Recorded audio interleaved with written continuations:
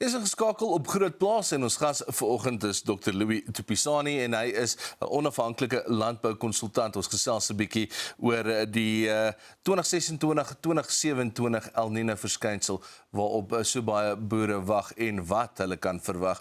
Dr. Tupisani, goeiemôre en welkom. Môre Dopie, baie dankie vir die geleentheid, ek waardeer. So ek dink die grootste vraag natuurlik is, wat is hierdie sogenaamde super El Niño? Ons het al gehoor van die El Niños, maar hierdie een word geklassifiseer as 'n super El Niño vir hierdie jaar en natuurlik in 2027 in. Is dit 'n verdagmakery of is hierdie gebeurtenis werklik besig om te ontwikkel? Dopie, die feit is dat die data wys dat daar 'n baie groot geografiese deel van die tropiese Stille Oseaanse water besig is om te verwarm. Nou, wanneer hierdie water verwarm in die Stille Oseaan, tussen Suid-Amerika en Australië, dan ontstaan daar wat nou al vir jare bekend staan as 'n sogenaamde El Niño. So nee, dit is nie 'n verdagmakery nie. Daar is 'n El Niño besig om te ontwikkel. Of hy voluit gaan ontwikkel en jy weet wat hy gaan doen uiteindelik, die is nog moeilik om te voorspel.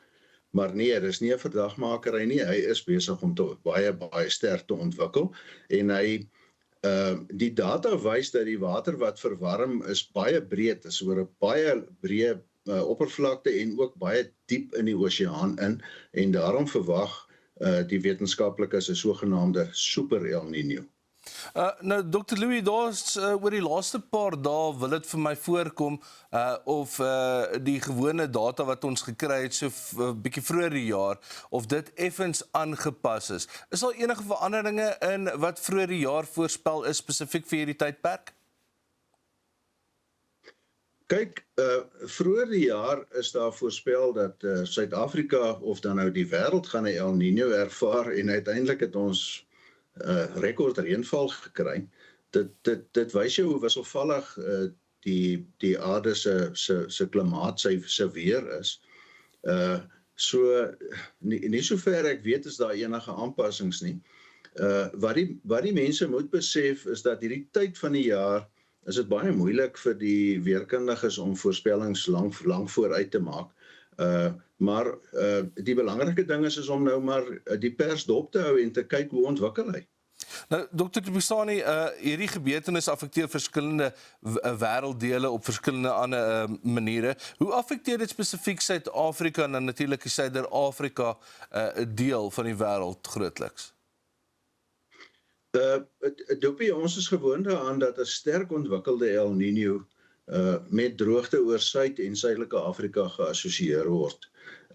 En dit is uit die aard van die saak 'n groot geografiese gebied, wat ons ook weet uit die geskiedenis uit, en ons glo dat die geskiedenis daarom herhaal, dat dit nie noodwendig beteken dat almal in Suidelike Afrika eweveel geaffekteer sal word nie.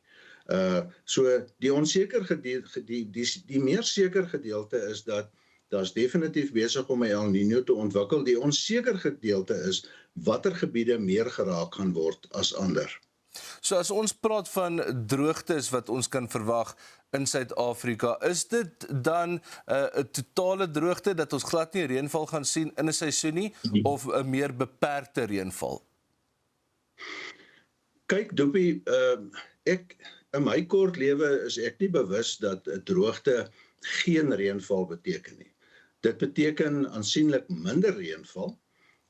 En natuurlik, jy weet, jy kry 'n geakkumuleerde effek dat as jy vanjaar ondergemiddelde reënval gehad het en jy het vir volgende jaar en die jaar daarna ook ondergemiddelde reënval, dan in die eerste jaar ervaar jy begin jy die droogte te ervaar, maar in die tweede, derde, vierde jaar wat hy voortduur, dan word die droogte baie intens. So, jy weet, die intensiteit van 'n droogte gebeur oor tyd.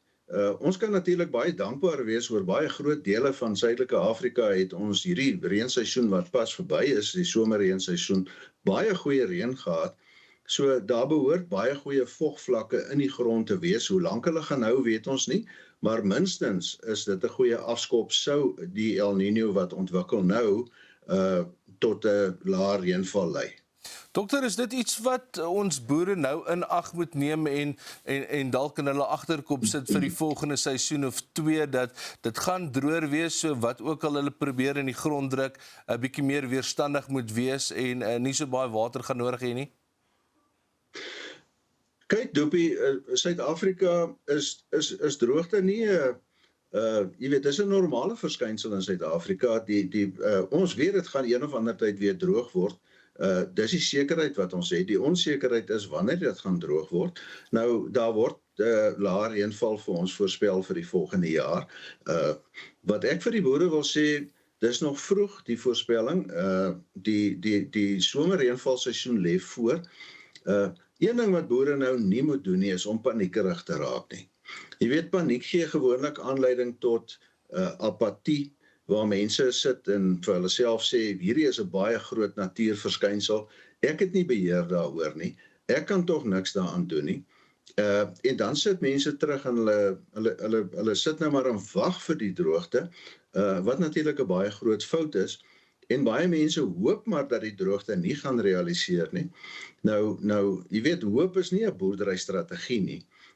Dis nou 'n baie belangrike tyd vir boere om vooraf planne te maak, sou hierdie droogte realiseer, soos wat voorspel word, dat ons dan gereed is vir hom proaktief. Nou, behalwe vir die produsente wat meestal 'n paar goeders in die grond plant, wat moet veeboere op hierdie stadium van 'n ontwikkelende El Niño nie doen nie? Dopie, kyk dat jy weet, verlaagde reënval het 'n baie groot effek op die beskikbaarheid van veiding vir veeboere. So op hierdie stadium, as dit gaan oor die beskikbaarheid van veiding en voer vir die boere se diere, dan moet hulle nou begin, jy weet, gereed maak om voer nou al reeds beskikbaar te maak vir die diere wat kom, en hulle moet die droogte op die manier proaktief tegemoet gaan. En soos ek reeds gesê het, ons het genadiglik 'n baie goeie somerreënseisoen beleef. So in die somerreënvalgebiede sit die boere nou met groot hoeveelhede hooi op die veld, maar nou is dit belangrik om daai hooi vir so lank as moontlik te bewaar. Sou hierdie droogte ontstaan, dan het die boere minstens hooi, want dis hulle grootste behoefte in 'n droogte is hooi vir hulle diere. En een van die goed wat hulle definitief nou al moet aanspreek, is om seker te maak dat die getal vee wat op die plaas loop, dat dit binne die plaas se draagkrag is. So die boere moet kyk dat hulle binne die plaas se draagkrag nou bly, sodat hulle die voer wat in die vorige reënseisoen geproduseer is, kan bewaar vir ingeval daar 'n droogte ontstaan. Dit is natuurlik 'n baie groot probleem vir boere wat as gevolg van back and closure onder kwarantyne geplaas is en nie diere nou kan verminder of bemark nie. So dit bly regtig 'n kopseer vir hulle. Maar hulle moet nou spesiale maatreëls tref. Byvoorbeeld om seker te maak dat voer wat hulle nou in die store het, om dit te bewaar, om dalk ekstra voer in te koop. As dit droog word, weet ons wat gebeur met hooi. Hooi word verskriklik duur. So hulle moet nou al dit begin oorweeg. Die boere moet ontslae raak van passasiers op die plaas, soos 'n oorvloed van perde, donkies, muile. Boere moet ook kyk om op die plaas dalk hulle wildgetalle aan te pas. Ek weet die jagseisoen is nou amper verby, so dit is nie 'n opsie nie, maar wat wel 'n opsie is om wild te laat vang en te verwyder. Dan baie belangrik, Dopie, ons gaan nou die brandseisoen binne. Jy weet, van nou af hier van einde Augustus tot so in Oktober maand is die brandseisoen in Suid-Afrika, en sodra die eerste donderstorms kom, kry mense ongeluksbrande as gevolg van weerlig. So dit kan boere op die agtervoet plaas, sou dit droog word, en hulle het hierdie voer wat opgegaar is as gevolg van brande verloor. So hulle moet doodseker maak dat hulle brandtoerusting gediens is en gereed is, dat al die boere in die omgewing bewus is daarvan dat hulle moet paraat wees vir veldbrande. En hulle moet asseblief seker maak dat hulle nou hulle brandpaaie goed bestuur. Baie versigtig wees, jy weet, ons gaan die seisoen in wat ons gewoonlik wind verwag hier in Augustus, September. Baie verantwoordelik brandpaaie maak. En as hulle vir 'n redelike lang periode weggaan, maak seker dat die bure weet hulle is weg, en dat die bure weet hoe om toegang te kry, sou daar 'n brand op daai plaas ontstaan en hy dan Dr. De Pisani, ons gaan jou net gou daar moet afsny want ons moet vinnig na die advertensies toe gaan. Dis Dr. Louis De Pisani, onafhanklike landboukonsultant. Ons is terug, nou is tyd vir die Grootplaaskalender.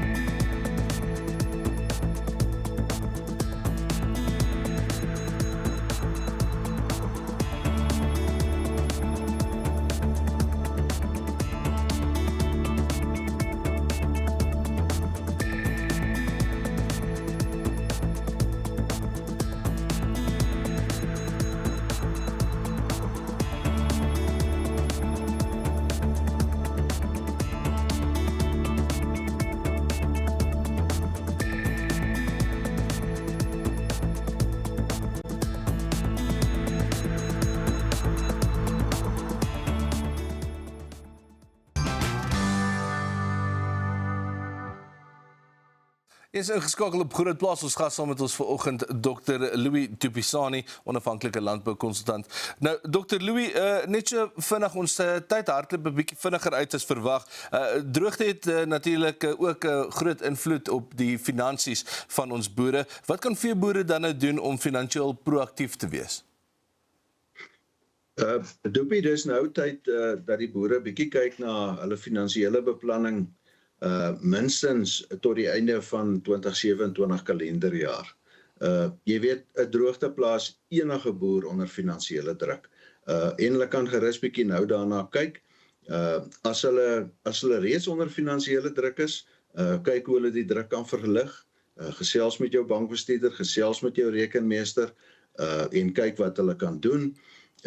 Een van die groot adviespunte op hierdie stadium is dalk moet hulle oorweeg om groot kapitale investeringsprojekte nou bietjie op die ys te plaas en te wag en te kyk wat gebeur as die El Niño hopelik nie tot 'n groot droogte lei nie, kan hulle voortgaan daarmee, maar probeer om hierdie groot kapitale projekte vir 'n periode op ys te plaas.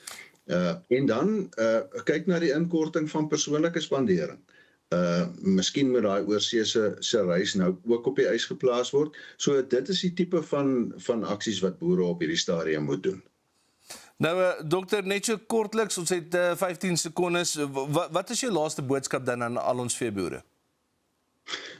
Dopie, dis nie die eerste droogte wat Suid-Afrika sal tref nie. Ons sal ook hier deurkom. Wel, dokter, ek dink jy het dit perfek opgesom. Ons waardeer die tyd. Ons gas op Grootplaas volgende Dr. Louis De Pisani, onafhanklike landboukonsultant oor die 2026-2027 El Niño verskynsel waarop so baie boere nie regtig wag nie, maar ons weet dit gaan gebeur. Maar dit is al wat vir ons tyd het vir Grootplaas vir vandag. Ons hoop jy het dit saam met ons geniet en dan kuier ons weer môreoggend saam.